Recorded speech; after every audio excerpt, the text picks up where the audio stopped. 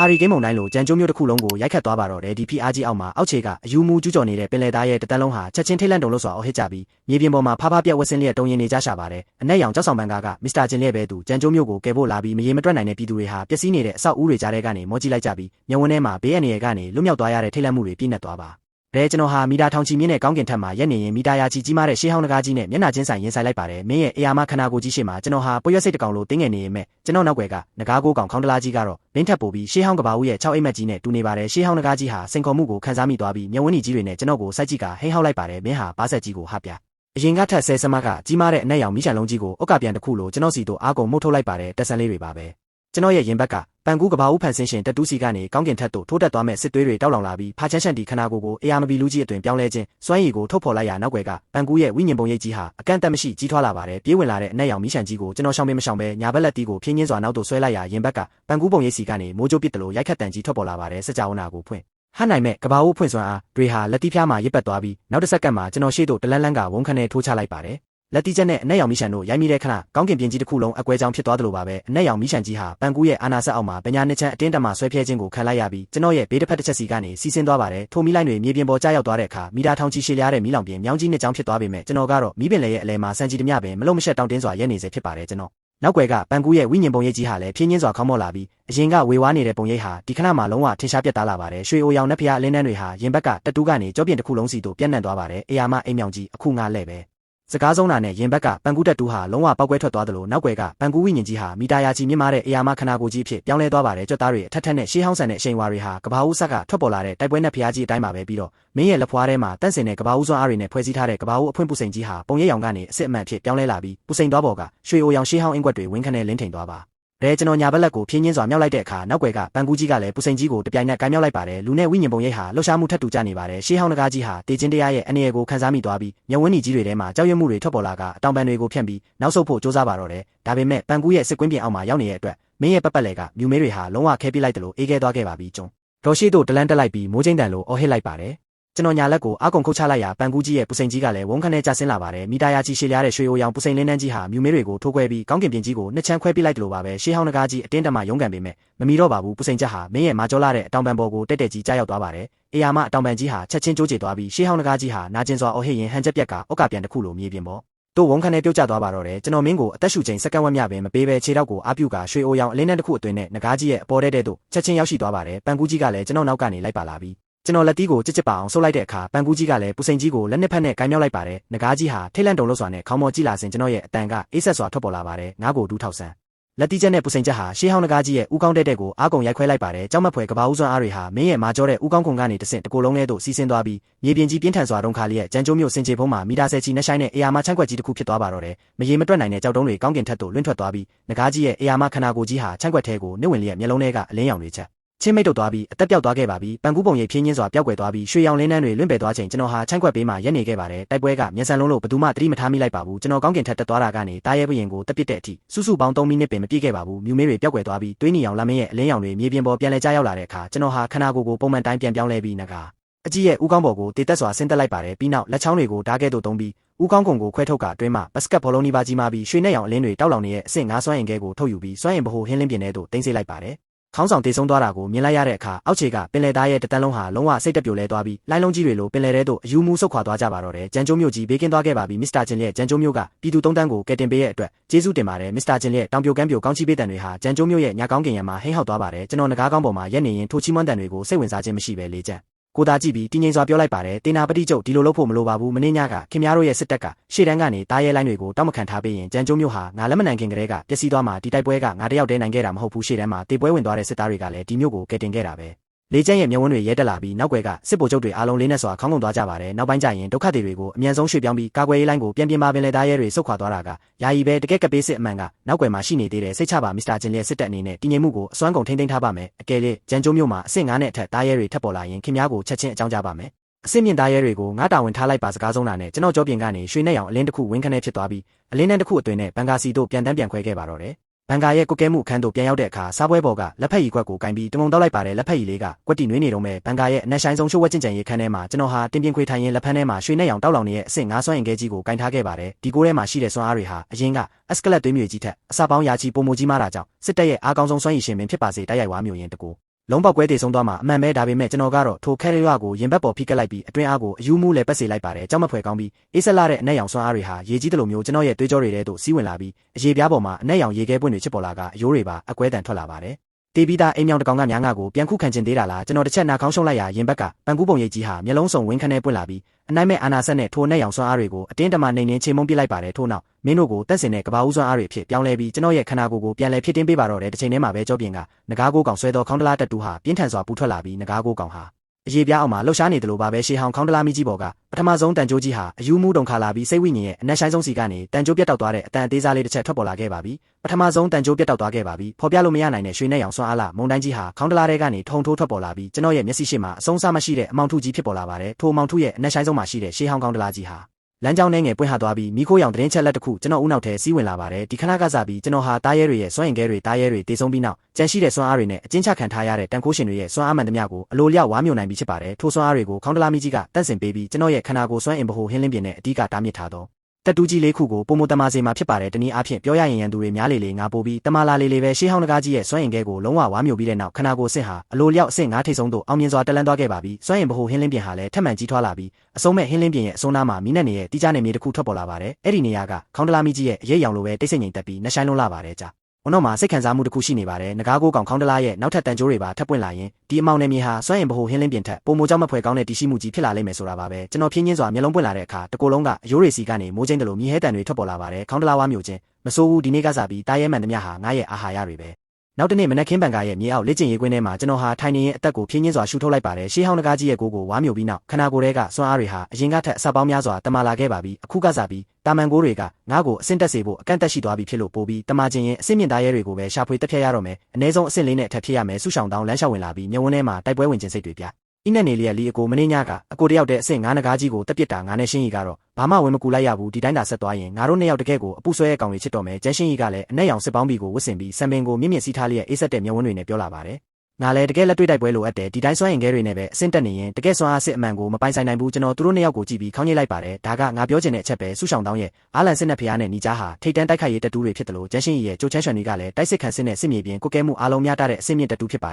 ယ်သူတို့ရဲ့ပါရမီကအင်မတန်အားကောင်းပေမဲ့ကဘာပြက်ကတ်ထဲမှာပါယာမီရှိုံနဲ့မလုံလောက်ဘူးတကယ်အစွမ်းထက်တဲ့သူဆိုတာတားရဲတွေရဲ့အလောင်းတောင်ကြားထဲကနေရုံထွက်လာကြတာကျွန်တော်ထည့်လိုက်ပြီးတာဆိုရင်အပြင်ထွက်ကြတာပေါ့ဆုရှောင်တောင်းမျက်ဝန်းတွေလင်းသွားပြီးဘယ်သွားမလို့လဲလီအကိုကျွန်တော်လက်ကိုမြောက်ပြီးစစ်တပ်ကမျှဝေပေးထားတဲ့ဂျန်ကျိုးမျိုးရဲ့ရေဓာမြေပုံကိုဖွင့်လိုက်ပါတယ်မြေပုံပေါ်မှာတိတ်တီးနေတဲ့အနီရောင်ဆက်ပြောက်တွေဟာမြို့ပြက်ကြီးတွေနဲ့တောတောင်တွေကြားမှာပြည့်နေနေပြီးအထူးသဖြင့်ဂျန်ကျိုးမျိုးတောင်ဘက်စင်ချေဖုံးကစက်မှုစုံနေရာမှာတော့အနီရောင်အလင်းတန်းဟာအတောက်ဆုံးဖြစ်နေပါတယ်ထိုနေရာကိုစစ်တပ်ကအလွန်အနေရများသောအဆင့်လေးသားရဲ့တိုက်မြုံဖြစ်သတ်မှတ်ထားပါတယ်ကျွန်တော်ထိုနေရာကိုလက်ညှိုးထိုးပြီးတောင်ပိုင်းစက်မှုစုံပဲမင်းညကပင်လယ်သားရဲတွေစုတ်ခွာသွားပြီးတဲ့နောက်သားရဲအုပ်စုတစုကထိုနေရာကိုတင်ပိုက်လိုက်ကြတယ်စစ်တပ်ရဲ့ကင်းထောက်တရုံရိုက်ကူးချက်အရအဲ့ဒီထဲမှာအနည်းဆုံးအဆင့်၄သားရဲ၃កောင်ရှိနေပြီးအဆင့်2နဲ့အဆင့်3သားရဲတွေအမြောက်များရှိနေတဲ့စုဆောင်တောင်းကဖျဲပြုံးပြီးနေရာကောင်းပဲဟေ့သားရဲတွေအများကြီးဆိုတော့အတွေ့အကြုံတွေအများကြီးရမှာပေါ့ကျန်းရှင်းရီကမြေပုံကိုကြည့်ပြီးတင်းငိမ်စွာဆန်းစစ်လာပါတယ်တောင်ပိုင်းစက်မှုစုံကမြောက်ပိုင်းစစ်တပ်စခန်းနဲ့မဝေးဘူးအကယ်၍အဲ့ဒီကသားရဲတွေထပ်ပြီးပြန့်နှံ့လာရင်တာမန်ပြည်သူတွေရွှေ့ပြောင်းမဲ့လမ်းကြောင်းကိုအန္တရာယ်ပေးလိုက်မယ်ဒါကြောင့်ဒီတစ်ခေါက်သွားတာကစစ်တပ်အတွက်ပါတစ်ချက်ခုတ်နှစ်ချက်ပြက်အန္တရာယ်ကိုဖယ်ရှားပေးရရောက်တယ်ကျွန်တော်လေကျန်းရဲ့ဆက်သွယ်ရေးလိုင်းကိုခေါ်ဆိုလိုက်ရမျက်နှာပြင်ပွင့်လာပြီးလေကျန်းထွက်ပေါ်လာပါတယ်သူ့ရဲ့မျက်နှာကမင်းညကထပ်စရင်အနှဲငယ်ပေါ်ပါသွားပေမဲ့မျက်ဝန်းထဲမှာတော့ပင်ပန်းနှွမ်းနယ်မှုတွေရှိနေစေဖြစ်ပါတယ်မစ္စတာဂျင်လည်းစစ်တပ်အနေနဲ့ဘာတွေကူညီပေးရမလဲခင်ဗျာကျွန်တော်ကပွင့်လင်းလင်းပဲဂျန်ကျိုးမျိုးတောင်ပိုင်းစက်မှုစုံကိုငါသွားပြီးရှင်းလင်းမလို့အဲ့ဒီမှာအဆင့်လေးသားရဲ့တိုက်ရှိတယ်လေကျန်းတစ်ချက်မင်းတက်သွားပြီးဝမ်းသာအားရဖြစ်သွားပါတယ်မစ္စတာဂျင်လည်းအဲ့ဒီနေရာကကျွန်တော်တို့စစ်တပ်ကအကူအညီတောင်းဖို့ပြင်ဆင်နေတဲ့နေရာပဲဗျာတောင်ပိုင်းစက်မှုစုံမှာဓာတုဗေဒကိုတောင်တွေအများကြီးရှိတာကြောင့်သားရဲတွေဖျက်ဆီးလိုက်လို့အစိမ့်ငွေတွေပြန့်နှံ့သွားရင်မြောက်ပိုင်းစခန်းကိုထိခိုက်လိုက်မယ်ခင်ဗျားသာလက်ထည့်ပေးမယ်ဆိုရင်စစ်တပ်အနေနဲ့ကင်းထောက်တရုံတွေပေးဖို့ပြီးနေမြေကိုချက်ချင်းဝိုင်းရံပိတ်ဆို့ပေးပါမယ်ရတယ်အပြင်ဘက်ဝိုင်းရံတာကိုခင်ဗျားတို့တာဝန်ယူအတွင်းထဲကိုတော့ဝင်မဆိုးအဖက်နဲ့ငါဆောင်တောင်းတဲ့ရှင်းရီကိုခေါ်ပြီးလက်ရည်စမ်းမလို့နားလဲပါပြီးစစ်တပ်ကအပြင်ဘက်မှာကာကွယ်ရေးလိုင်းချပြီးသားရဲတွေထွက်မပြေးနိုင်အောင်တားဆီးထားပါမယ်မစ္စတာဂျင်လည်းကျေးဇူးပြုပြီးတတိထားရမှာကသူတို့တွေပါ10မိနစ်ကြာမှာတော့ဘန်ကာရဲ့ဘေးတကားဖြင်းချင်းစွာပွင့်လာပြီးမွမ်းမံပြင်ဆင်ထားတဲ့အနက်ရောင်အဆင့်မြင့်တန်ချက်ကားကြီးတစ်စီးဟာမြေအောက်ကားကိုတောင်ထဲကနေမောင်းနှင်ထွက်ခွာလာခဲ့ပါပြီးကားတစ်စီးလုံးကိုကြီးကားတန်ချက်ကာတွေနဲ့ဖုံးလွှတ်ထားပြီးတာယာတွေရဲ့အပြင်ဘက်မှာတတူဆက်လက်သွားတွေတက်ဆင်ထားသလိုကားမိုးပေါ်မှာလည်းအလိုလျောက်ဆက်တင်တဲ့တက်လက်တက်ဆင်ထားပါတယ်ဆုရှောင်တောင်းကအရှိခန်းမှာထိုင်ရင်စိတ်လှုပ်ရှားလုံးလို့လက်ကိုတပုတ်ပုတ်လုံးနေပြကျန်းရှင်းရီကတော့နောက်ခန်းမှာထိုင်လျက်လက်ထဲမှာရွှန်ချန်တဲ့တားရဲ့ပုံရိပ်ရောင်ဟာမိတ်တုံဖြစ်နေပါတယ်ကျွန်တော်ကတော့ကားမောင်းသူနေရာကနေလီဘာကိုနင်းလိုက်တဲ့အခါအင်ဂျင်စီကနေတားရဲ့တကောင်လိုဟိန်းဟောက်တန်ထွက်ပေါ်လာပြီးအနက်ရောင်ကားကြီးဟာတောင်ပေါ်လန်းတိုင်းတောင်ဘက်သို့ဥတီမောင်းနှင်သွားပါတော့တယ်လမ်းတစ်လျှောက်မှာမြူမေးတွေကလုံးဝမပြောက်သေးပါဘူးလမ်းဘေးဝဲရမှာတားရဲတွေကိုက်ဖြတ်ထားတဲ့ပျက်စီးနေတဲ့ကားတွေရှိနေပြီးရန်ဖန်ရန်ကအဆင့်နှိမ့်တားရဲအချို့ပြေးထွက်လာပေမဲ့ကားနာမကတ်နိုင်ခင်မှာပဲကားမိုးပေါ်ကအလိုလျောက်ဆက်တင်တဲ့ရဲ့ပြစ်ခတ်မှုကြောင့်စကားကွက်ဖြစ်သွားကြရှာပါတယ်နာရီဝက်ခန့်ကြာမှာတောင်ပိုင်းစက်မှုစုံဟာကျွန်တော်တို့မျက်စိရှိသို့ထွက်ပေါ်လာခဲ့ပါပြီအရင်တုန်းကမိထိန်ထိန်လင်းနေတဲ့ခင်မီစက်မှုစုံကြီးဟာအခုတော့ဘီလူတက်တော်တွေရဲ့အတိုက်မြုံဖြစ်လုံးဝပြောင်းလဲသွားခဲ့ပါပြီ စက်ယုံတွေပြိုလဲပျက်စီးနေပြီးပိုက်လိုင်းတွေကွေးကောက်လျက်လေထုထဲမှာဓာတုဗေဒအနံ့ဆိုးတွေနေပါတယ်ဆူရှောင်းတောင်းကားတကားကိုတွန်းဖွင့်ပြီးခုံစင်းလိုက်ကာလီအကိုဘလို့တိုက်ကြမလဲကျွန်တော်စက်မှုဆောင်ရဲ့အနက်ဆိုင်ဆုံးစီတို့လန့်ကြည့်လိုက်တဲ့အခါအဲ့ဒီနေရာမှာတခြားသားရဲတွေထက်တိတိတာတာအားကောင်းတဲ့စွမ်းအားစု၃ခုရှိနေတာကိုခံစားမိပါတယ်မင်းတို့ကတော့အဆင့်၄တန်ချက်ကကြံသားရဲနှစ်ကောင်နဲ့အဆင့်၄စိတ်မြူပင့်ကူပရင်တစ်ကောင်ပဲဖြစ်ပါတယ်ဒါတွေအပြင်အဆင့်၂နဲ့အဆင့်၃သားရဲရာကနန်းများရှိနေပါသေးတယ်လက်ရှိကျွန်တော်အတွက်တော့ဒီကောင်တွေကဘာမှမဟုတ်ပေမဲ့ဆူရှောင်းတောင်းတဲ့ကျန်းရှင်းရည်အတွက်တော့အကောင်းဆုံးစစ်မြေပြင်ဓာသွေးကြောက်တွေပဲဖြစ်ပါတယ်ကျွန်တော်လက်ကိုတစ်ချက်ဝေ့ရမ်းလိုက်ရကြောပြင်ကငကားကိုကောင်ခေါင်းတလားတုံခါသွားပြီးမမြင်ရတဲ့ဖိအားကြီးတစ်ခုဟာစက်မှုစုံတစ်ခုလုံးကိုလွှမ်းမိုးသွားပါတော့တယ်ထိုအဆင့်နှိပ်သားရဲတွေရဲ့လှုပ်ရှားမှုဟာချက်ချင်းနှေးကွေးသွားပြီးကြောပေါ်မှာတောင်ကြီးတစ်လုံးဖိထားသလိုဖြစ်သွားပေမဲ့ကျွန်တော်တို့ကိုတိုက်ရိုက်မတက်ပစ်ပဲဖိအားကိုတားရဲအုပ်စုကိုထိန်းချုပ်ရုံမျှတာထားရှိပြီးစောင်းတောင်းတဲ့ရှင်းရီတို့ရဲ့တိုက်ပွဲကိုမထိခိုက်စေမဲ့အဆင့်မှာပဲထားလိုက်ပါတယ်ငါလက်ဖျားမှမလုပ်ဘူးကျွန်တော်တို့နှစ်ယောက်ကိုကြည့်ပြီးအဆင့်2နဲ့အဆင့်3သားရဲတွေကိုခင်ဗျားတို့ကိုယ်တိုင်ရှင်းမှာအဆင့်4သားရဲကြရင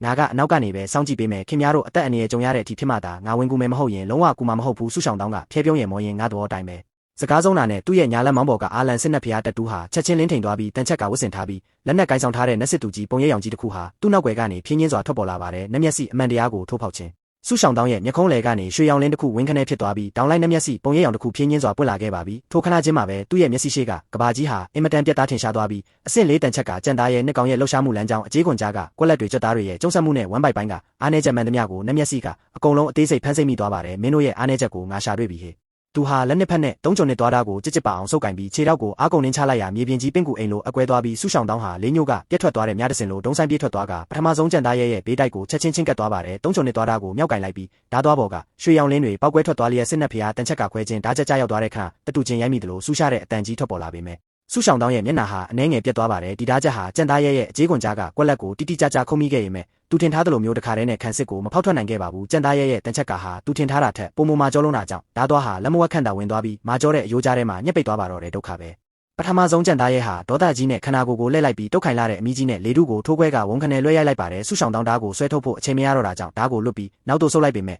ဲ့အေယာမအမီးကြီးဟာသူ့ရဲ့ရင်ဘတ်ဆုံးနာကိုဖျက်ရိုက်သွားတာကြောင့်မင်းရဲ့အရှိန်ဟုန်ကြောင့်ပင်သူဟာလွင့်ထွက်သွားပြီးပျက်စီးနေတဲ့စီတင်ကားကြီးတစ်စီးပေါ်သို့ဝုန်းခနဲတွားရောက်ဆောင်မိပါတော့တယ်စီတင်ကားကြီးချက်ချင်းချဝင်သွားပြီးဆူရှောင်းတောင်းဟာညီတူအာရင်ပါဆက်ကနေသွေးစလေးတစထွက်လာရှာပါတယ်ဒီကောင်တော်တော်မာတာပဲကျွန်တော်ဝေးကနေကြည့်နေပြီးလက်ဖျားမြမလုပ်ပါဘူးဂျက်ရှင်ကြီးကကျွန်တော်ကိုလမ်းကြည့်ပြီးချင်းလဲကျွန်တော်ကတင်းငိမ့်စွာပဲသူမသေးပါဘူးသူ့ဘာသာသူတိုက်ပါစေဆူရှောင်းတောင်းဟာခြိုက်ဝင်နေတဲ့စီတင်ကားပေါ်ကနေခုံဆင်းလိုက်ပြီးမေးစေးကသွေးတွေကိုတုတ်ကမြဝန်းထဲကစိတ်လှုပ်ရှားမှုတွေဟာပုံမတောက်လောင်လာပါတယ်မုံမဲကွာထိုကြံသားရဲဟာဟိန်းဟောက်လိုက်ပြီးခြေလေးချောင်းလုံးအားပြုကတန်ချက်ကကားတစ်စီးလိုဝုန်းခနဲပြေးဝင်လာသလိုနောက်ထပ်ကြံသားရဲတကောင်ကလည်းဘေးတိုက်ကနေညက်ပိတ်ပြီးသူ့ရဲ့ဆုပ်လန်းကိုပိတ်ဆို့ဖို့ကြိုးစားပါတော့တယ်အဆင့်၄သားရဲနှစ်ကောင်ရှေ့နောက်ညက်ပြီးတိုက်ခိုက်တာကိုရင်ဆိုင်ရတဲ့ဆူရှောင်းတောင်းဟာနေရာမှာတင်ရက်နေပြီးအရင်လိုမိုင်းယူရဲဆန်စွာမတိုက်တော့ပါဘူးမျက်ခုံးလေကနက်မျက်စိဟာပုံမိုလင်းထိန်လာပြီးကဘာကြီးဟာသူ့မျက်စိထဲမှာနေကွေးသွားသလိုပါပဲကြံသားရဲရဲ့ခြေလန်းတိုင်းအကြေးခွန်ရဲ့ပွင့်ဟမှုတိုင်းနဲ့ကြွက်သားတွေရဲ့ကျုံမှုတိုင်းကိုနက်မျက်စိကတေချာဖမ်းစိမ့်မိနေပါတယ်ပထမဆုံးကြံသားရဲဟာသူ့ရဲ့အရှိတို့ပြေးဝင်လာပြီးအေယာမပါဆက်ကြီးကိုဟာကသွေးညီနှံတွေထွက်ပေါ်လာစဉ်ဆူရှောင်းတောင်းဟာခနာကိုအနောက်သို့လမ်းချလိုက်ပြီးကိုက်ဖြတ်မှုကိုတီတီလေးရှောင်တင်းလိုက်ပါတယ်တစ်ချိန်တည်းမှာပဲသူဟာညာခြေကိုအားပြုကကြံသားရဲရဲ့မေးစေးအောက်ကနေတဆင့်မင်းရဲ့ဝမ်းပိုက်ပိုင်းအရေးအောက်သို့ရှော့တိုက်ဝင်ရောက်သွားပါတယ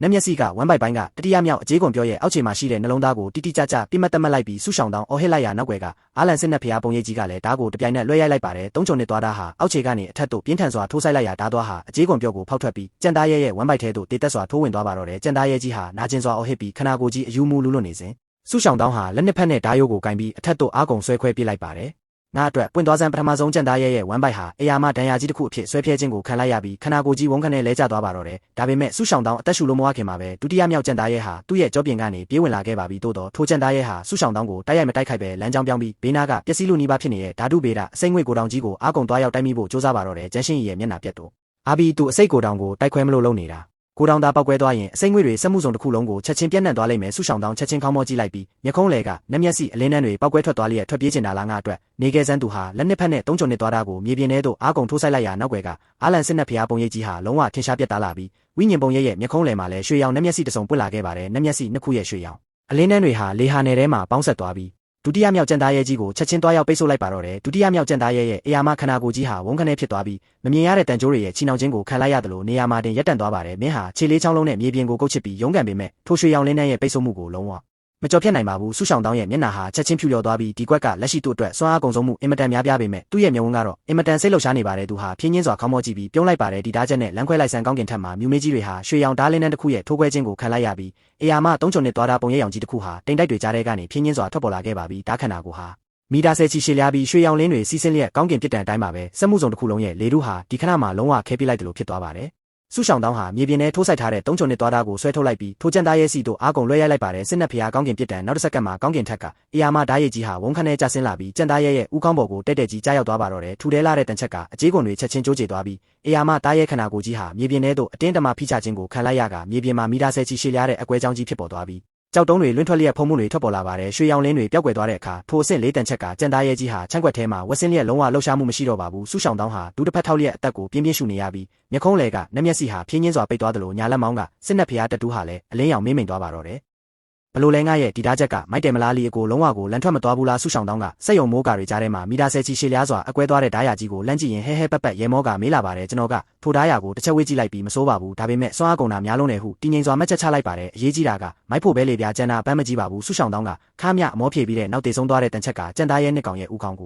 ုအန်ကိုခွဲကအဆင့်လေးစွမ်းအင်ကဲနှလုံးကိုတူးထုတ်လိုက်ပါတယ်ထိုစွမ်းအင်ကဲနှလုံးလက်ထဲရောက်လာတဲ့ခါမှာပဲသူ့ရဲ့ညာလက်မောင်းပေါ်ကအာလန်စစ်နက်ဖျားတတူးဟာနှွေးခနဲဖြစ်သွားပြီးမျက်ခုံးလေကနှမျက်စိပုံရိပ်ရောင်ဟာလည်းတစ်ချက်ဝင်းခနဲဖြစ်သွားပါတယ်ထင်ရှားတာကတော့အဆင့်လေးသားရဲ့နှစ်ကောင်ကိုစက်တိုက်တက်ဖြတ်ပြီးတဲ့နောက်သူ့ရဲ့စွမ်းရည်ကျင့်ကြံမှုအတားဆီးဟာစတင်လျော့ရဲလာခဲ့ပါပြီဒါပေမဲ့သူဟာစွမ်းအင်ကဲတွေကိုချက်ချင်းဝါမျိုးဖို့မလောပါဘူးအကြောင်းကတော့ခုနကနှမျက်စိနဲ့ကောင်းကင်ဖြစ်တယ်ဓာတ်ချက်ကိုစက်တိုက်တုံးလိုက်ရလို့ခနာကိုယ်ထဲကသွေးလေတွေဟာခန်းချောက်လိုနီးပါးဖြစ်နေလို့ပါဒီလိုချိန်မျိုးမှာအဆင့်လေးစွမ်းအင်ကဲကိုအတင်းတမဝါမျိုးရင်အဆင့်တက်မှာမဟုတ်ပဲခနာကိုပောက်ကွဲတည်ဆုံးသွားနိုင်ပါတယ်စုဆောင်တောင်းကစွမ်းအင်ကဲတွေကိုကြောပိုးအိတ်ထဲထည့်လိုက်ပြီးဖျဲဖျဲကြီးရဲကားလေးအကိုအိမ်ပြန်ရောက်မှပဲဝါမျိုးတော့မယ်ဟုပြောရကျွန်တော်လည်းခေါင်းညိပြလိုက်ပါတယ်အတိအကျအဲ့ဒီအချိန်မှာပဲစက်မှုစုံရဲ့အနက်ဆိုင်ဆုံးစီကနေဆူရှာလာတဲ့အော်ဟစ်တန်ကြီးတစ်ချက်ထွက်ပေါ်လာပြီးပျက်စီးနေတဲ့စက်ရုံဆောက်ဦးကြီးတစ်ခုဝုန်းခနဲ့ပြိုကျပျက်စီးသွားပါတော့တယ်အမေးရောင်နဲ့အစိမ်းရောင်ရောနှောနေတဲ့အစိမ့်မြူလိုင်းကြီးတွေဟာဟာရီကိန်းမုန်တိုင်းလိုလိမ့်တက်လာပြီးမင်းတို့ကြားထဲကနေကုန်တင်ကားတစ်စီးနီးပါးကြီးမားတဲ့အေယာမပင့်ကူကြီးတစ်ကောင်ဖြင်းချင်းစွာတွားထွက်လာခဲ့ပါပြီမင်းရဲ့အချွန်တက်ဖြစ်နေတဲ့ပင့်ကူခြေထောက်ရှစ်ချောင်းဟာအစိမ့်လန်ကန်တွေလိုမာကျောလာပြီးဝမ်းပိုက်ပိုင်းကနေတရဆက်မှုတ်ထုတ်နေတဲ့အစိမ့်ငွေတွေကြောင့်ဖြတ်တန်းသွားတဲ့တန်ပိုက်လိုင်းမှန်သမျှဟာတရှူးရှူးနဲ့အကြီးပြောကုန်ကြရပါတယ်နင်းကတော့အဆင့်လေးသားရဲ့အစိမ့်မြူပင့်ကူပရင်မှာပဲဖြစ်ပါတယ်အဆင့်လေးသားရဲ့ပဲစုဆောင်တောင်းရှေ့တက်ဖို့ပြင်လိုက်စင်ကျွန်တော်ကလက်မြောက်ပြီးသူ့ကိုတားလိုက်ပါတယ်ဒီတကောင်ကိုရှင်းရီကိုပေးလိုက်ပါစုဆောင်တောင်းတစ်ချက်မင်းတက်သွားချိန်ကျရှင်းရီကတော့လက်ထဲမှာရှန်ချန်နဲ့တားကိုကြစ်ပါအောင်စုပ်ကင်ပြီးရှေ့တို့ဖြင်းချင်းစွာလန့်ထွက်လာခဲ့ပါပြီသူမရဲ့ကြိုချမ်းရွှန်တွေတက်တူးဟာအစိမ့်ငွေတွေနဲ့မိစ္ဆာရှိန်ဝါတွေကိုတဘာဝအတိုင်းချိန်မုံနိုင်စွမ်းရှိတာကြောင့်ဒီစိတ်ပင့်ကူပရင်မှာဟာသူမအတွက်အဆင့်တက်ဖို့အကောင်းဆုံးသောပြိုင်ဘက်ပဲဖြစ်ပါတယ်ကျန်းရှင်းရီရဲ့အတန်ကအေးဆက်ပြတ်သားစွာထွက်ပေါ်လာပါတယ်ငါတာဝန်ထားလိုက်ပါစိတ်ပင်ကူဘရင်မရဲ့သွေးနီအောင်မျက်လုံးရှစ်လုံးဟာကျန်းရှင်းရီကိုတပြိုင်နက်ပြစ်မှတ်ထားလိုက်ပြီးနောက်တစ်စက္ကန့်မှာမင်းရဲ့ဝမ်းပိုက်ပိုင်းဖောင်းတက်လာက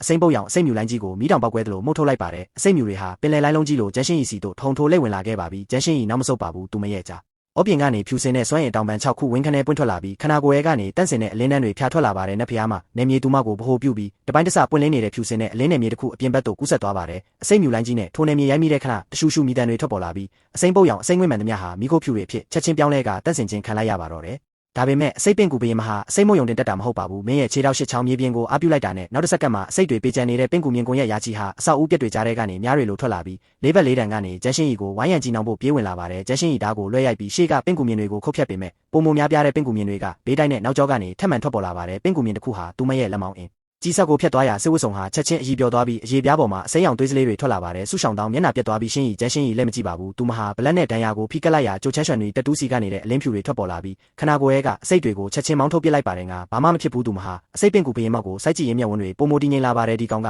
ရိုးရိုးအစိတ်မုံနေတာမဟုတ်ဘူးသူကပင်ကူမြင်တွေနဲ့စစ်ယူဟာကင်းနေတာအဝေးကနေစောင့်ကြည့်နေတဲ့ကျွန်တော်ဟာသဘောကျစွာခေါင်းညှိလိုက်ပါတယ်ကျန်းရှင်းရီရဲ့တိုက်ပွဲပါရမီကငါထင်ထားတာထက်ပုံမကောင်းမလာပါတယ်အစိတ်ပင်ကူပရင်မဟာထပ်မံအော်ဟစ်လိုက်ပြီးပျက်စီးနေတဲ့စက်ရုံတစ်ခုလုံးမှာရှိတဲ့ပင်ကူမြင်တွေဟာအစိမ်းရောင်လင်းတွေတောက်လောင်လာပါတယ်မင်းဟာအချိန်တိုအတွင်းမှာပဲစက်ရုံတစ်ခုလုံးကိုအေယာမအစိတ်ပင်ကူအင်ကြီးဖြစ်ပြောင်းလဲပြလိုက်တာပါကျန်းရှင်းရီတာခြေတလန်းမာနေမိရင်ထိုစိတ်မြင်တွေရဲ့ရစ်ပတ်မှုကိုခံရမှာတေချာပါတယ်ကျန်းရှင်းရီမျက်စိမိတ်လိုက်ပါတယ်ထိုခါမှာပဲကြိုချမ်းရွှန်တွေနက်ဖျားမပုံရိပ်ကြီးဟာသူမရဲ့နောက်ွယ်မှာဖြင်းချင်းစွာထွက်ပေါ်လာပါတယ်ဒီတစ်ခေါက်မှာတော့သူမဟာဆိုတင်းမတိုက်ခိုက်ပဲနက်ဖျားမနေမြေကိုမိမိရဲ့ပတ်ပတ်လဲ3မီတာကွာဝေးထိချုံပစ်လိုက်ပါတယ်နေမြေချင်းသွားပေမဲ့တန့်စင်ချင်းရဲ့စွမ်းအားကတော့အဆက်ပေါင်းများစွာပောက်ကွဲထွက်သွားခဲ့ပါပြီသူမရှိတို့ခြေတလန်းလန်းလိုက်တဲ့အခါခြေပွားအောက်ကအစိတ်မြင်တွေဟာတောက်လောင်ကာနီးမှာပဲနက်ဖျားမနေမြေကြောင့်ပြာတိဖြစ်သွားရပါတယ်ဒုတိယခြေလန်းတိယခြေလန်းသူမခြေလန်းချလိုက်တိုင်းအစိတ်ပင်ကူအင်ကြီးပေါ်မှာဖြူစင်တဲ့အလင်းကွင်းလေးတွေဖြစ်ပေါ်လာပါတယ်လုံဝင်းခြေလန်းကျန်းရှင်းရဲ့ခနာကိုဟာရုတ်တရက်ပုံရိပ်ရောင်တွင်ပြောင်းလဲသွားပြီးလိုက်ရောင်တစ်စင်လိုမျိုးထိုပင်ကူအင်ကြီးကြားထဲမှာလျင်မြန်စွာဖြတ်တန်းသွားပါတော့တယ်အစိတ်ပင်ကူဘရင်မဟာမျက်လုံးရှစ်လုံးလုံးနဲ့အသေးတန်ရှာဖွေပေမဲ့သူမရဲ့တကယ်ဒီနေရာကိုလုံးဝဖမ်းမမိပါဘူးနောက်တစ်စက္ကန့်မှာပင်ကူဘရင်မဟာလေးထက်တို့ဝုန်းခနဲ့ခုန်တက်လိုက်ပြီးခနာကိုယ်ထဲကစွမ်းအားလုံးကိုစူးစီးက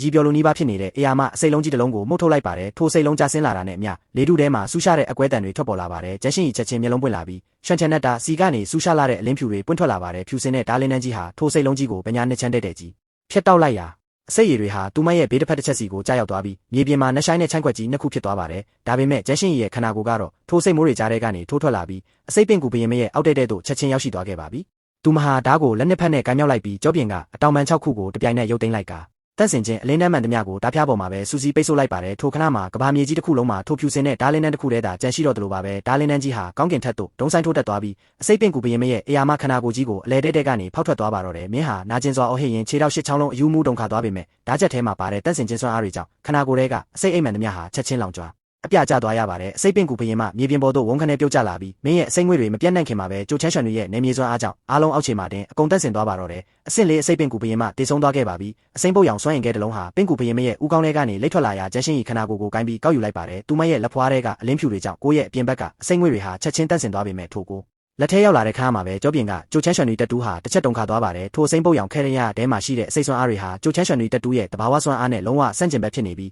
တန့်စင်ခြင်းစွမ်းအားတွေရဲ့ဖိနှိပ်မှုကိုခံနေရတာကြောင့်ကျန်းရှင်းဤရဲ့ထွက်သက်ဝင်တက်ဟာပြင်းထန်စွာလောက်ခတ်သွားပါတယ်သို့တော့သူမဟာချက်ချင်းမဝါမျိုးပါဘူးအကြောင်းကတော့အဆင့်လေးသားရဲ့ကိုယ်ထဲမှာရှိတဲ့စွမ်းအားတွေကအယူမူကျန်းတဲ့လုံးတလို့အထူးသဖြင့်ဒီကောင်ကအစိတ်သားရဲ့ဖြစ်တဲ့အတွက်အတွင်းထဲမှာညဉ့်ညမ်းတဲ့စွမ်းအားတွေအများကြီးကျန်နေလို့ပါစိတ်လောပြီးဝါမျိုးလိုက်ရင်တန်ရာရယုံတင်မကပဲမိမိရဲ့တတူးပါညဉ့်ညမ်းသွားနိုင်ပါတယ်သူမကိုတိမ့်စိတ်လိုက်ပြီးကျွန်တော်ကိုမောကြည့်လာရာကျွန်တော်ကခေါင်းညစ်ပြလိုက်ပါတယ်တိမ့်ထားလိုက်ပါအိမ်ပြန်ရောက်မှငါခန္ဓာကိုယ်ရဲ့ကညဉ့်ညမ်းတဲ့စွမ်းအားတွေကိုစစ်ထုတ်ပေးမယ်ကျန်းရှင်းကြီးကညင်သာစွာခေါင်းညစ်ပြပြီးကောင်းပါပြီဆူရှောင်းတောင်းကတော့ဘေးကနေမျက်လုံးပြူသားအံ့အားတင်နေပြီးအမလေးအမေရှင်းကြီးမင်းခုနာကဓာချက်ကငါထက်တောင်ပိုမိုက်နေပါလားကျန်းရှင်းကြီးကနတ်သားကိုရုပ်သိမ်းလိုက်ပြီးတင်းငိမ်စွာပဲတယောက်တစ်မျိုးစီတက်တာပဲလေဆူရှောင်းတောင်းကချက်ချင်းဖြဲကြီးရဲရင်အဲ့ဒါတော့ဟုတ်တာပေါ့ကျွန်တော်ရှေ့ကိုလန့်ထွက်လာပြီးသူတို့နှစ်ယောက်ကိုကြည့်ကခင်ဗျားတို့ခုနကဘယ်နေရာမှာလိုအပ်သွားလဲတိကျလားဆူရှောင်းတောင်းကခေါင်းကိုကုတ်ရင်းငါကစိတ်လောသွားတာလားကြံသားရဲ့ခန်းစစ်ကအင်မတန်ထူထဲတာကိုခင်ဗျားကပထမဆုံးဓာချက်မှာဘာမှမစမ်းတတ်ပဲအားကုန်ခုတ်ချလိုက်တယ်အဲ့ဒါကြောင့်ဓာကအယိုးကြားထဲညက်သွားတာအကယ်၍ထိုကြံသားရဲ့အမိချက်ကခင်ဗျားရဲ့ရင်ဘက်ကိုတက်တက်ကြီးရိုက်မိသွားရင်အနည်းဆုံးနေရိုး၃ချောင်းထက်မကကျိုးသွားလိမ့်မယ်ဒါကိုမှတ်ထားပါထို့နောက်ကျန်းရှင်းကြီးကိုလက်ကြည့်ပြီးမင်းကကြတော့နတ်ဖျားမနေမြေကိုလုံလုံကဲကဲယုံကြည်လုံးနဲ့အစိမ့်ငွေကိုမင်းတက်စင်နိုင်ပေမဲ့ပင်ကူမြင်တွေနဲ့ပတ်ဝန်းကျင်ရဲ့စစ်ပြူဟာအကွက်တွေကအစိတ်တက်တက်မဟုတ်ဘူးနောက်အစိတ်သားရဲတွေနဲ့တွေ့ရင်အစိတ်တစ်ခုရဲကိုပဲမကြည့်နဲ့ပြိုင်ဘက်ကစစ်မြေပြင်ကိုဘလို့ခင်းချင်းနေလဲဆိုတာကိုပါတတိထားပါပြီးတော့စွမ်းအင်ခဲတွေအထူးသဖြင့်အဆင့်လေးစွမ်းအင်ခဲတွေကိုစစ်မြေပြင်မှာစိတ်လောပြီးလုံးဝမဝါမျိုးချနဲ့ဘာလို့လဲပြခုနကငါရဲ့အာလန်စစ်နဲ့ဖျားတက်တူကလုံးဝကိုပူထွက်ပြီးပောက်ကွဲတော့မလို့ခံစားလိုက်ရတာဆူရှောင်းတောင်းကမေးလာပါတယ်အဲ့ဒါကတတူရဲ့တုံခါမှုတက်တက်ပဲခင်ဗျားရဲ့အဆင့်တာစီရော့ရဲလာတယ်ဆိုတာကိုပြနေတာဒါပေမဲ့စွမ်းအင်ခဲထဲမှာစွမ်းအားတွေတင်ရှိတာမဟုတ်ဘူးတားရဲတွေတေဆုံးပြီးနောက်ကြန့်ရှိခဲ့ရဲ့ကျန်းတဲ့စိတ်ဝိညာဉ်နဲ့ညဉ့်ညမ်းတဲ့အရှိန်ဝါတွေရှိနေသေးတယ်အဆင့်နှိတ်ကိုတွေကပြဿနာမရှိပေမဲ့အဆင့်မြင့်ကိုတွေကိုတေတက်စွာမစစ်ထုတ်ပဲဝါမျိုးရင်တတူကနေခန္ဓာကိုယ်ကိုပြန်လဲတိုက်ခိုက်တာခံရလိမ့်မယ်ဆိုရင်အသက်ပါဆုံးရှအုံနိုင်နဲ့ကျန်းရှင်းကြီးလက်ထဲကကိုငုံကြည့်လိုက်တဲ့အခါပြင်ဘက်ကိုတက်ဆင်ထားပေမဲ့အတွင်းထဲမှာတော့အစိမ့်ပုတ်ရောင်အစိမ့်ငွေတွေလည်းပတ်နေစေဖြစ်တာကိုတွေးလိုက်ရလို့ကျွန်တော်ရဲ့စကားကိုချက်ချင်းနားလည်သွားပါတော့တယ်ဒါကြောင့်အရင်ဆုံးစစ်ထုတ်ဖို့လိုအပ်တာပေါ့ကျွန်တော်ခေါင်းညှိလိုက်ပြီးအိမ်ပြန်ရောက်ရင်ငါရဲ့ခေါင်းတလားဝါမျိုးချင်းစွမ်းရည်နဲ့ခင်ဗျားတို့အတွက်တစ်ခေါက်ကြိုချက်ပေးမယ်အတွင်းကညဉ့်ညမ်းတဲ့အရှိန်ဝါတွေနဲ့တားရဲစိတ်ရိုင်းတွေကိုဖယ်ထုတ်ပြီးအဖြူစင်ဆုံးစွမ်းအားတွေကိုပဲခြံထားပေးမယ်အဲ့ဒီအချိန်ကျမှဝါမျိုးပြီးအဆင့်တက်တာကအတေချာဆုံးပဲမကြခင်မှာပဲတောင်ပိုင်းစက်မှုစုံတစ်ခုလုံးမှာရှိတဲ့တားရဲကိုတွေကိုကောက်ယူလို့ပြီးသွားခဲ့ပါပြီစုစုပေါင်းတားရဲ900ချီရရှိခဲ့ပြီးအဆင့်3စွမ်းအင်ကဲ20ကျော်နဲ့အဆင့်4စွမ်းအင်ကဲ3လုံးရရှိခဲ့ပါတယ်အဲ့ဒီထဲကပင်ကူဘရင်မရဲ့အဆင့်4ကိုကဂျန်ရှင်းရီအတွက်ဖြစ်ပြီးကြံတားရဲနှစ်ကောင်ရဲ့အဆင့်4ကိုနှလုံးကတော့ဆူရှောင်းတောင်းအတွက်ဖြစ်ပါတယ်အဲ့ဒီအချိန်မှာပဲလေကျန်းရဲ့ဗီဒီယိုဆက်သွယ်ရေးလိုင်းဝင်လာပါတယ်သူဟာကင်းထောက်တုံးကတဆင့်ပေးပို့လာတဲ့စက်မှုစုံရဲ့ပုံရိပ်တွေကိုကြည့်ပြီးတက်ပြင်းချနိုင်သွားရှာပါတယ်မစ္စတာဂျင်ရဲ့တောင်ပိုင်းစက်မှုစုံကတားရဲအတိုက်ကိုလုံးဝရှင်းလင်းပြီးကြောင်းအတည်ပြုပါတယ်မြောက်ပိုင်းစခန်းရဲ့ဓာတုဗေဒအစိမ့်ငွေဘေးအန္တရာယ်လုံးဝကင်းစင်သွားပါပြီခင်ဗျားနဲ့ခင်ဗျားရဲ့အပေါင်းဖော်နှစ်ယောက်လက်ထည့်ပေးတဲ့အတွက်စစ်တပ်ကိုစားကျေးဇူးထူးတင်ပါတယ်ဗျာကျွန်တော်ခေါင်းညှိလိုက်ပြီးရပါတယ်ငါလည်းသူတို့ကိုလက်တွေ့တိုက်ပွဲဝင်ခိုင်းပြီးအစိမ့်မြင့်ပေးခြင်းလို့ပါလေကျန်းတစ်ချက်မင်းသက်သွားပြီးနောက်ကုကေယာမဲ့စွာပြုံးလိုက်ရင်မစ္စတာဂျင်ရဲ့ကနောက်ပြောင်နေပြန်ပြီးစစ်တပ်အတွက်တော့အဲ့ဒါအင်မတန်အနေရများတဲ့တားရဲတိုက်ကြီးပြကျွန်တော်ဆူရှောင်းတောင်းတဲ့ဂျန်ရှင်းကြီးကိုတစ်ချက်ကြည့်လိုက်ပါတယ်တိုက်ပွဲပြင်းပြင်းထန်ထန်ဆင်နွှဲပြီးနောက်သူတို့နှစ်ယောက်ရဲ့အရှိန်ဝါဟာမထွက်ခွာခင်ကထပ်စရင်အစမတန်ပုံမခိုင်မှာရင့်ကျက်လာခဲ့ပါပြီဒီတစ်ခေါက်ခီးစဉ်ကတကယ့်ကိုထိရောက်မှုရှိလာပါတယ်ကျွန်တော်ကလေကျန်းကိုနောက်အခုလိုအဆင့်လေးနဲ့အထက်တားရဲတိုက်တွေရှိရင်ဒီနေရာကိုငါးစီတိုက်ရိုက်ပေးဖို့နိုင်တယ်ငါတို့ရဲ့အစီအစဉ်တွေကိုမထိခိုက်သေးရတော့ငါတို့တွားရောက်ရှင်းလင်းပေးမယ်ဟုတ်ကဲ့ပါခင်ဗျားရဲ့သဘောထားကိုစစ်တေနာပတိကျုပ်လုံးရှိတ်စီချက်ချင်းတင်ပြပါမယ်ဆက်သွယ်ရေးလိုင်းဖြတ်တောက်သွားပြီးနောက်ကျွန်တော်ဝေးကနေဖြင်းချင်းစွာကွာကြားနေတဲ့မြူမင်းတွေကိုလမ်းကြည့်လိုက်ပါတယ်တောင်ပိုင်းစက်မှုစုံဆိုတာအစပြုခြင်းများတာရှိပါသေးတယ်ကြံကျိုးမျိုးရဲ့ပတ်ပတ်လည်မှာတားရဲတိုက်တွေအမြောက်များရှိနေစေဖြစ်ပြီးဒါတွေကတာမန်လူသားတွေအတွက်တင်မင်းတမန်နေမြေချစ်ပေမဲ့ကျွန်တော်တို့အတွက်တော့အကောင်းဆုံးကျင့်ကြံရေးခွင့်တွေရဲ့ဖြစ်ပါတယ်အခုအချိန်ကဆက်ပြီးတက်ဖြတ်ရမယ့်အချိန်မဟုတ်ပါဘူးစောင်းတောင်းနဲ့ရှင်းရီတို့တိုက်ပွဲပြင်းထန်စွာဆင်နွှဲခဲ့ပြီးနောက်ကျင့်ကြံမှုအတားအဆီးတွေဟာရော့ရဲနေပြီဖြစ်လို့နောက်တစ်ဆင့်အနေနဲ့လက်ထဲကစွမ်းအင်ခဲတွေကိုမိမိတို့ရဲ့စွမ်းအားစစ်အမှန်ဖြစ်ပြောင်းလဲပြရပါတော့မယ်အနက်ရောင်ကြောက်ဆောင်ပန်းကားတို့ပြန်ရောက်တဲ့အခါကျွန်တော်ညာလက်ကိုမြောက်လိုက်ရာကြောပြင်ကငကားကိုကောင်ခေါင်းတလားတက်တူးဟာချက်ချင်းပူထွက်လာပြီးခေါင်းတလားဝါမျိုးချင်းစွမ်းရည်ကိုတိတ်တဆိတ်လဲပတ်စေလိုက်ပါတယ်ခေါင်းတလားမိကြီးရဲ့ပုံရိပ်ရောင်ဟာကျွန်တော်နောက်ွယ်မှာတစ်ချက်ဖြတ်ပြေးသွားပြီးအနက်ရောင်မြူမီးစင်ရာချီဟာအဆင့်လေးကိုလုံးထဲကနေတရားဟောဆုပ်ယူခြင်းကိုခံလိုက်ရပါတယ်ထိုရာတွေကတော့စွမ်းအင်ခဲထဲမှာကြန့်ရှိနေတဲ့တားရဲရဲ့ညဉ့်ညမ်းတဲ့အရှိန်ဝါနဲ့စိတ်ရိုင်းတွေပဲဖြစ်ပါတယ်တာမန်ဆိုအဲ့ဒီရှင်တွေဒါတိုက်ရိုက်ဝါမျိုးရင်မိမိရဲ့စိတ်ဝိညာဉ်စွမ်းအားနဲ့တောင်းခံရမှာဖြစ်ပြီးအောင်မြင်ရင်အဆင့်တက်ပေမဲ့မအောင်မြင်ရင်ခန္ဓာကိုယ်ပြန်လဲတိုက်ခိုက်ခြင်းကိုခံရမှာပါဒါပေမဲ့ငကားကိုကောင်ခေါင်းတလားရဲ့ရှေ့မောက်မှာတော့ဒီညဉ့်ညမ်းတဲ့အရှိန်ဝါတွေဟာအကောင်းဆုံးသောအာဟာရတွေရဲ့ဖြစ်ပါတယ်ခေါင်းတလားမီကြီးတစ်ချက်တုံခါသွားပြီးညဉ့်ညမ်းတဲ့အညစ်အကြေးမှန်သမျှကိုလုံးဝဝါမျိုးပစ်လိုက်ရာကြန့်ရှိနေတဲ့ကိုသုံးလုံးဟာအစမတန်ဖြူစင်တောက်ပသွားပါတော့တယ်ကျွန်တော်ကကြံသားရဲ့ကိုနှလုံးကိုဆူ အောင်တောင်းစီပေးလိုက်ပြီးအစိတ်ပင့်ကူဘရင်မရဲ့ကိုကိုတော့ဂျန်ရှင်ဤစီကမ်းပေးလိုက်ပါတယ်ဆုရှောင်းတောင်းကကိုကိုလမ်းယူပြီးဖျဲကြီးရဲကဂျေဇူးပဲလီအကိုဂျန်ရှင်ဤကလည်းဂျေဇူးတင်ပါတယ်နောက်တစ်စက္ကန့်မှာသူတို့နှစ်ယောက်လုံးတပြိုင်နက်ထိုင်ပြီးစွမ်းရင်ခဲတွေကိုစတင်ဝါမျိုးပါတော့တယ်ဆုရှောင်းတောင်းကအရင်ဆုံးပောက်ကွဲထွက်သွားခဲ့ပါပြီသူ့ရဲ့ညာလက်မောင်းပေါ်ကအာလန်စစ်နက်ဖျားတက်တူးဟာတက်ရှိတစ်ခုလိုလှုပ်ရှားလာပြီးမျက်ခုံးလေကနေလမ်းကြောင်းသေးစားလေးတစ်ခုပွင့်ထွက်သွားကဖြက်စီးခြင်းရွှေရောင်လင်းတွေတောက်လောင်နေတဲ့နက်မျက်စိပုံရဲရောင်ကြီးတစ်ခုဖြင်းချင်းစွာပွင့်လာခဲ့ပါတယ်သူ့နောက်ွယ်ကတန်ချက်ကဝတ်ဆင်ထားတဲ့အာလန်စစ်နက်ဖျားဝိညာဉ်ကြီးဟာလည်းလုံးဝထင်ရှားပြတ်သားလာခဲ့ပါပြီအခြားတစ်ဖက်မှာတော့ဂျန်ရှင်ရဲ့ပြောင်းလဲမှုဟာပုံမကြောက်မဖွယ်ကောင်းလာပါတယ်သူမရဲ့လက်ဖွားတွေကအစိတ်ပင်ကူဘရင်မကိုဟာကြိုချမ်းရွှန်တွေတက်တူးရဲ့ဆုပ်ယူမှုကိုခံလိုက်ရပြီးအစိမ့်ပုတ်ရောင်စွမ်းအားတွေဟာသူမရဲ့ခနာကိုယ်ထဲစီးဝင်သွားတဲ့ခဏဖြူစင်တဲ့နက်ဖျားမှာအလင်းတန်းတွေအဖြစ်ပြောင်းလဲသွားပါတော့တယ်သူမရဲ့ကြောပြင်ကကြိုချမ်းရွှန်တွေတက်တူးဟာဖြူစင်တဲ့စွမ်းရည်တောင်ပန်6ခုအဖြစ်ပြောင်းလဲပွင့်ထွက်သွားပြီးလက်ထဲမှာလည်းအေးဆက်လာတဲ့အရှိန်ဝါတွေဖြာထွက်နေတဲ့ရွှန်ချန်တဲ့ဓာတ်ကိုအစစ်အမှန်ဖြစ်ဖော်ဆောင်လိုက်နိုင်ပါပြီနာရီဝက်ခန့်ကြာမှာသူတို့နှစ်ယောက်လုံးရဲ့အရှိန်ဝါတွေဟာတပြိုင်နက်ပောက်ကွဲထွက်သွားပြီးအောင်မြင်စွာအဆင့်တက်လန်းသွားကြပါတော့တယ်ကြံကျိုးမျိုးပတ်လေကကိစ္စတွေကိုလောလောဆယ်စိုးရိမ်စရာမလိုတော့တဲ့အတွက်နောက်ထပ်တစ်ဆင့်အနေနဲ့အခြားစစ်ဒေသတွေရဲ့အခြေအနေကိုကြည့်ရှုရမယ့်အချိန်ရောက်ရှိလာခဲ့ပါပြီ